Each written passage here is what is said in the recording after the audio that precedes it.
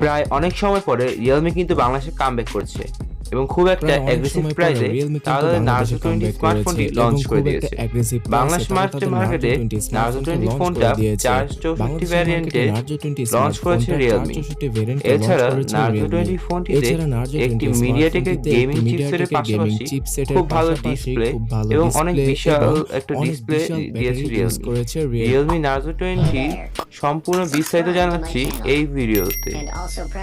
ভিডিওটি ভালো লাগলে অবশ্যই লাইক করে দিবেন ভিডিও নিচে, এবং এখনো যদি চ্যানেলটি সাবস্ক্রাইব না করে থাকেন অবশ্যই চ্যানেলটি সাবস্ক্রাইব করে দিবেন। শুরু করা যাক।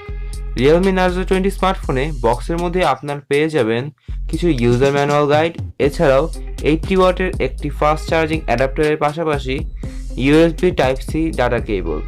রিয়েলমি তাদের ফোনটিতে ইউজ করেছে পুরো প্লাস্টিকের বডি। পেছনে আপনারা খুব সুন্দর একটি ডিজাইনের ব্যাক প্যানেলও দেখতে পাবেন। ফোনটি পেছনে পাওয়া যাবে রিয়ার মাউন্টেড ফিঙ্গারপ্রিন্ট স্ক্যানার এবং ট্রিপল ক্যামেরা সেটআপ ও ফ্ল্যাশ লাইট। সো এই ফোনটার ডিজাইন সম্পর্কে আপনার কি মতামত অবশ্যই আমাদেরকে কমেন্টে জানিয়ে দিতে ভুলবেন না। ডিসপ্লে হিসেবে রিয়েলমি তাদের আগের সিরিজের ডিভাইসগুলোর মতোই 6.5 ইঞ্চের একটি ডিসপ্লে ইউজ করেছে এখানে। আর এই ডিসপ্লে আপনারা রিয়েলমি C11, রিয়েলমি 5i এবং রিয়েলমি C15 স্মার্টফোনগুলোতেও দেখতে পেয়েছেন। সো এই ডিসপ্লে প্যানেলটা বাদ দিলে এই ফোনের অন্য ফিচারগুলো কিন্তু একদম দারুণ। প্রসেসর হিসেবে রিয়েলমি এখানে ইউজ করেছে মিডিয়াটেক G85A SoCT। যে SoCTকে এর আগে আমরা রেডমি নোট 9 স্মার্টফোনে দেখেছি, এবং সেই স্মার্টফোনটার প্রাইস Xiaomi রেখেছিল বাংলাদেশ মার্কেটে 19 থেকে 20,000 টাকা। আর Xiaomiর এই ফোনটিকে নিয়ে রিয়েলমি অনেক ট্রল করেছিল। সো আপনারা যারা নর্মাল এবং বাজেট অনুযায়ী খুব ভালো একটা পারফরমেন্স এক্সপেক্ট করছেন তাদের জন্য এই স্মার্টফোনটি, কারণ এখানে থাকছে খুব ভালো একটা পারফরমেন্স পেয়ে যাবেন। যদি গেমিংয়ের কথা বলি তাহলে পাবজি গেমটি আপনার অবশ্যই 40 FPS এ খেলতে পারবেন স্মুথ সেটিংসে, এবং কল অফ ডিউটি আর ফ্রি ফায়ার যারা কিনা খেলে থাকেন তাদের জন্য বাজেট অনুযায়ী আমি একদমই রিকমেন্ড করব এই ফোনটাকে। মিডিয়াটেক G85 প্রসেসরটা 12 ন্যানোমিটার আর্কিটেকচার তৈরি করা হয়েছে, আর এখানে জিপিইউ হিসেবে মালিউজি 52 ইউজ করেছে মিডিয়াটেক। গেমিং পারফরমেন্স পেয়ে যাবেন এই ফোন থেকে। সফটওয়্যার অ্যান্ড্রয়েডের পাশাপাশি রিয়েলমি UI ইউজ করা হলেও ভবিষ্যতে আপনার রিয়েলমি UI 2 আপডেট পেয়ে যাবেন এই ফোনটির মাধ্যমে। এছাড়া মাল্টিটাস্কিংয়ের আপনাদেরকে কোনো প্রবলেমে পড়তে হবে না, কারণ ইউজ করা হয়েছে 4GB র্যাম। এই ফোনটিতে রয়েছে 64GB ইন্টারনাল মেমোরি।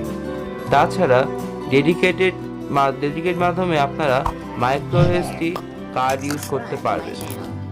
আর ক্যামেরা সেকশনে 48 মেগাপিক্সেলের ক্যামেরা ব্যবহার করা হচ্ছে। আর এই ডিভাইসটিতে থাকছে 48 মেগাপিক্সেলের মেইন ক্যামেরা সেন্সর, যেটা দ্বারা আপনারা খুব শার্প ফুটেজ ক্যাপচার করতে পারবেন। এই ফোনটা নর্মালি 12 মেগাপিক্সেলের ছবিগুলো ক্যাপচার করতে পারবে। আর এই ফোনটার দ্বিতীয় ক্যামেরা হিসেবে থাকছে 8 মেগাপিক্সেল আল্ট্রা ওয়াইড ক্যামেরা, আর সর্বশেষ হচ্ছে 2 মেগাপিক্সেলের ম্যাক্রো ক্যামেরা সেন্সর। এবং ফোনে আপনারা 8 মেগাপিক্সেলের ডিসেন্ট ক্যামেরা পেয়ে যাবেন ফ্রন্ট ক্যামেরায়। হাইয়েস্ট 180pতে 60 fps আউটপুট পেয়ে যাবেন রিয়ার ক্যামেরা দ্বারা, আর ফ্রন্ট ক্যামেরা দ্বারা 180pতে 30 fps আউটপুট পেয়ে যাবেন। এছাড়া এর ক্যামেরার সকল ফিচার থাকছে ফোনটির ক্যামেরা অ্যাপে। আর ব্যাটারি সেকশনে 6000 mAh এর হিউজ ব্যাটারি ইউজ করা হয়েছে। এর জন্য আপনারা সর্বোচ্চ 2 দিনের ব্যাকআপ ইজিলি পেয়ে যাবেন, এবং হেভি ইউজের পরও প্রায় 1 দিনের ব্যাকআপ পাওয়া যাবে এই ফোনে। তার সাথে 18 ওয়াটের চার্জিং স্পিড তো থাকছেই। আর সিকিউরিটির জন্য সব ধরনের সেন্সর ইউজ করা হয়েছে এই ফোনটিতে। এবং বিশেষ ফিচার হচ্ছে এখানে থাকছে 3.5mm হেডফোন জ্যাক এবং টাইপ সি পোর্টের চার্জিং পোর্ট। রেডিও সাপোর্ট রয়েছে এবং ব্লুটুথ 5.0 রয়েছে। বরাবরের মতোই নোটিফিকেশন লাইট নেই এই রিয়েলমি স্মার্টফোনে। সো বন্ধুরা, অ্যাট দ্য এন্ড প্রাইস সম্পর্কে জানা যাক। এর রয়েছে মাত্র একটি ভ্যারিয়েন্ট। 464 এর প্রাইস নির্ধারণ করা হয়েছে 13,990 টাকা, 14,000 টাকা থেকে মাত্র 10 টাকা কম। সো বন্ধুরা, শুধুমাত্র এইচডি প্লাস রেজুলেশনের ডিসপ্লে বাদ দিয়ে অসাধারণ একটি স্মার্টফোন বানিয়েছে রিয়েলমি। আর কেউ যদি আজ করেন 15,000-এর নিচে কোন ফোনটি বেস্ট হবে, তাহলে আমি সাজেস্ট করব এই ফোনটি, রিয়েলমি নার্জো 20। সো এই সম্পর্কে আপনার কি মতামত অবশ্যই কমেন্টে করে জানাতে ভুলবেন না। ভিডিওটি ভালো লাগলে এই চ্যানেলটিকে সাবস্ক্রাইব করে রাখবেন।